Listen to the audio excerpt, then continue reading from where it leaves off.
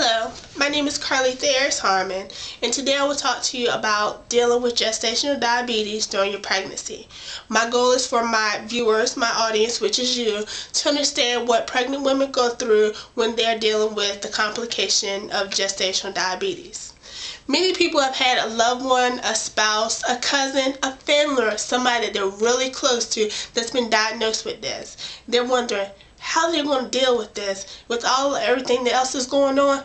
How are they going to be able to cope with gestational diabetes? Well, there is a way, and I did it myself, so I know that it's not impossible to do.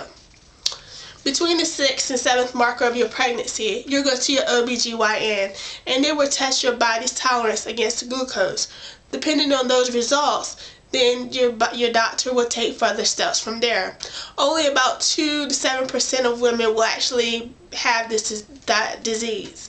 However, you'll be more susceptible to having disease if you're obese prior to you being pregnant, if you have a prior family history of diabetes, if you had any birth defects with previous pregnancies, then more than likely you'll have this disease. Many people say, well, what is gestational diabetes?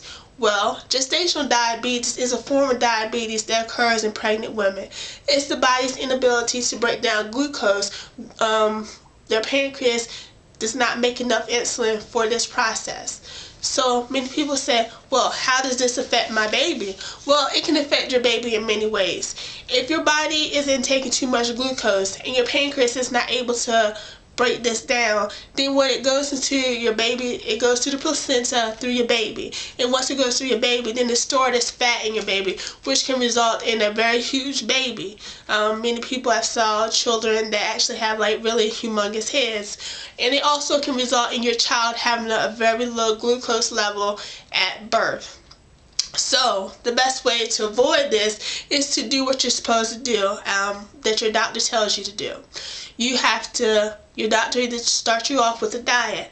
I had to take a diet. I had to be on a diet which limit my sugar level, and it also taught me a better way of eating healthy, in which I still practice today. And it restricted my glucose, in which you'll have to restrict your sugar amount. You use sugar substitutes, which is also a good form of healthy choices. Also, if this does not work, then your doctor will more likely give you insulin in the form of injection or by way of pill.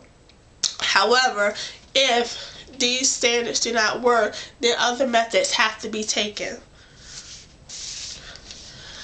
The way you're able to deal with diabetes during your pregnancy is knowing that you have to do this for your child. You have to be in the best healthy and physical state of mind for them, therefore having a safe and healthy pregnancy.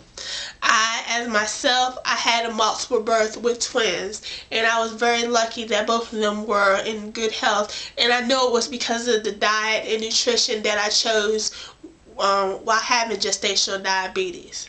I believe that everybody that is pregnant can deal with gestational diabetes.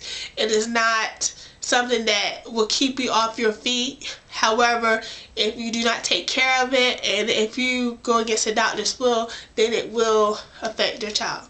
So, for mothers that are pregnant and deal with gestational diabetes, I urge you to try to make the healthy choices by following what your doctor says, and also by doing a healthy diet and doing what's best for your child. In the end result, you'll have a healthy baby as well as a healthy pregnancy. Thank you.